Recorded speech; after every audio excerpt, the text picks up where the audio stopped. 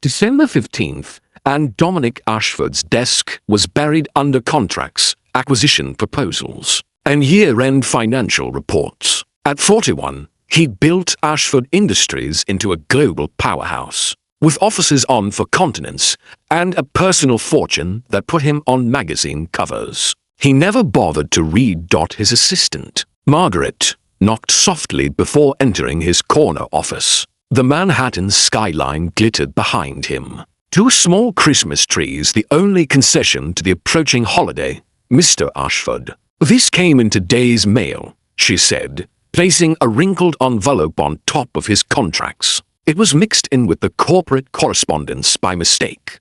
Dominic barely glanced up. Forward it to the appropriate department.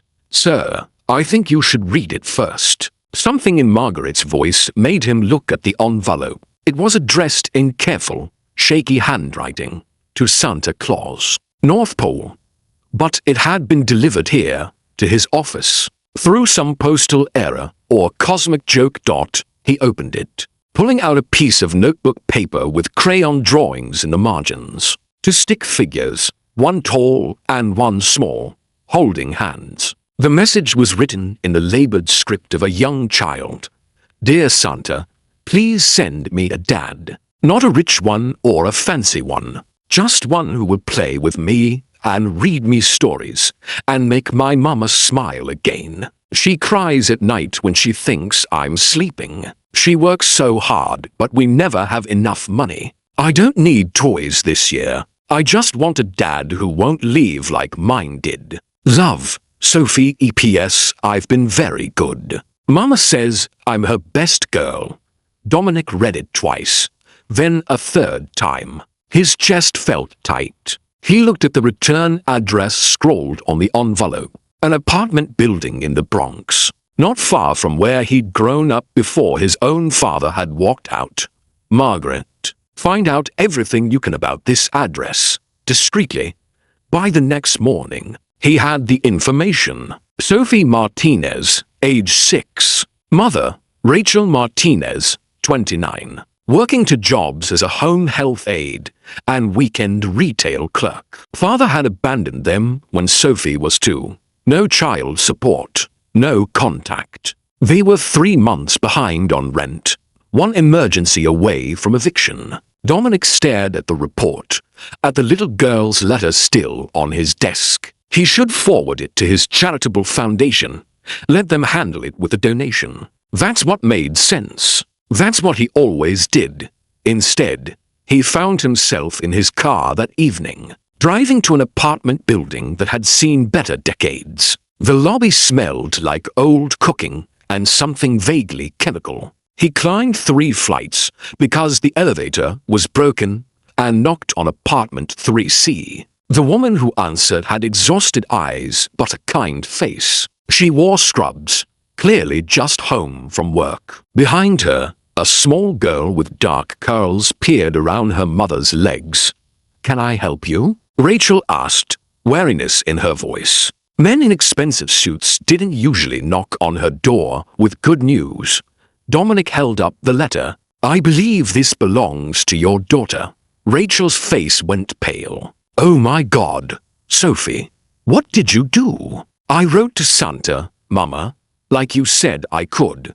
But this man isn't Santa, baby. Rachel looked at Dominic apologetically. I'm so sorry if this was sent to you by mistake. She must have gotten the address wrong. We'll take care of it, actually, Dominic said, surprising himself. I think maybe it was sent to exactly the right place. He explained about the letter arriving at his office, about reading Sophie's wish, about the research he probably shouldn't have done. Rachel's embarrassment turned to mortification. We don't need charity, she said firmly. We're doing fine, are you? Dominic asked gently. Because Sophie thinks you cry at night. And the landlord I spoke to says you're behind on rent. You had no right to pry into our lives. You're absolutely right. I overstepped. But I'm here now, and I'd like to help. Not with money, with something more. Rachel crossed her arms. And what's that? Time, attention, the thing Sophie asked for. I know I can't be her father. I'm a stranger, and this is all highly irregular. But what if I could be a friend? Someone who shows up, who keeps promises, who reminds Sophie that not all men leave. That's insane. You're a stranger who tracked down a 6-year-old based on a letter. That's actually terrifying when I say it out loud. Dominic laughed despite himself. Fair point. Look, I grew up in a neighborhood like this. My father left when I was 7. I remember what it felt like, wondering if I did something wrong, if I could have made him stay. I built everything I have trying to fill that hole, and it never worked. But maybe I can keep one little girl from spending her whole life searching for what I never found. Rachel studied him for a long moment. Why? Why do you actually care? Because I got her letter instead of the hundreds of other people who could have received it. Because I read her words and saw myself in them. Because I have everything except what matters. And she's asking for the one thing I might actually be able to give. Sophie tugged on her mother's scrub pants. Mama, can he stay for dinner? We have spaghetti.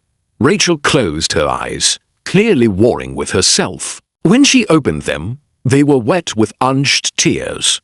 One dinner. Then we talk about what this would actually look like if we were crazy enough to consider it. That dinner became a weekly tradition. Dominic arrived every Thursday with groceries, always asking what Sophie wanted to cook together. He taught her to make pancakes and scrambled eggs. He read bedtime stories with different voices for each character. He helped with homework, played board games, listened to Sophie's endless stories about school.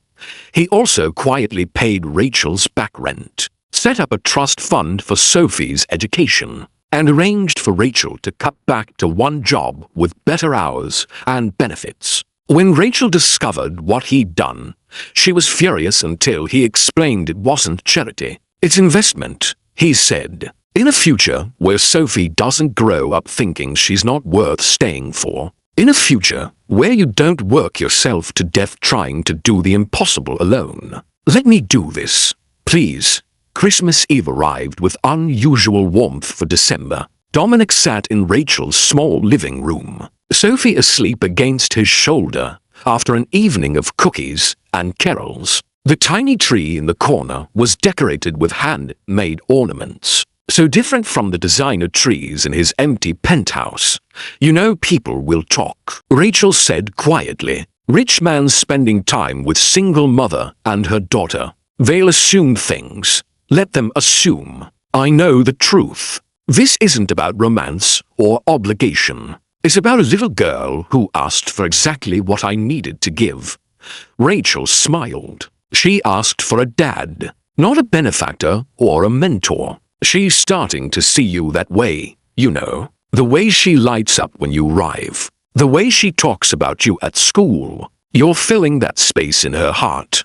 Is that okay with you? It scares me. What happens when you get bored? When the novelty wears off? When you remember you have a whole life that doesn't include spaghetti dinners in the Bronx? Dominic carefully shifted Sophie so he could look at Rachel directly. I made a promise to her the day I showed up at your door. I promised myself I would never be the man who leaves. I'm not going anywhere. You can't promise that. Life happens. People change. Then I'll change in ways that keep me coming back here. Because this, right here, is the first time in my adult life I felt like I belong somewhere. 6 months later, Dominic had downsized from his penthouse to a house with a yard, closer to Rachel and Sophie. He attended Sophie's school events, taught her to ride a bike, helped her build a science fair project. He and Rachel became partners in raising Sophie,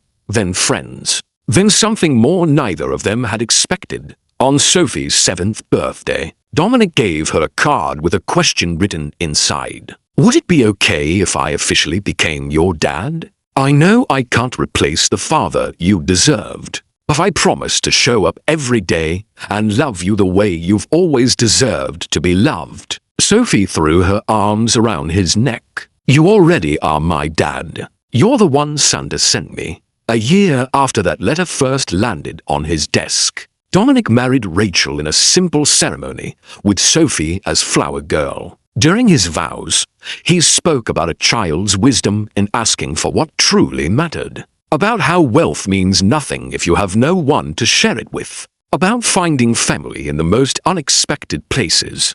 That night, tucked into bed in what was now their home, Sophie whispered a new prayer. "Dear Santa, thank you for sending me the best dad in the whole world. Even better than I asked for. He makes Mama smile every day now, and he never leaves. Not ever. Love, Sophie." Dominic stood in the doorway, listening, Rachel's hand in his. He thought about the broken elevator he'd climbed, the wrinkled letter that had somehow found him, the little girl who'd asked for something he hadn't known he needed to give. Sometimes the greatest gifts arrive by mistake. Sometimes a letter meant for the North Pole lands exactly where it was always supposed to go. And sometimes a lonely billionaire discovers that the fortune he'd been chasing his whole life was actually waiting for him in a small apartment in the Bronx. Written in crayon by a child who believed in magic. The magic of being chosen. The magic of showing up. The magic of becoming the answer to a prayer you didn't know you were waiting to hear. If this story warmed your heart, please like, share, and subscribe for more heartwarming tales of unexpected families and the power of keeping promises. Comment below about a time when someone showed up for you when you needed them most.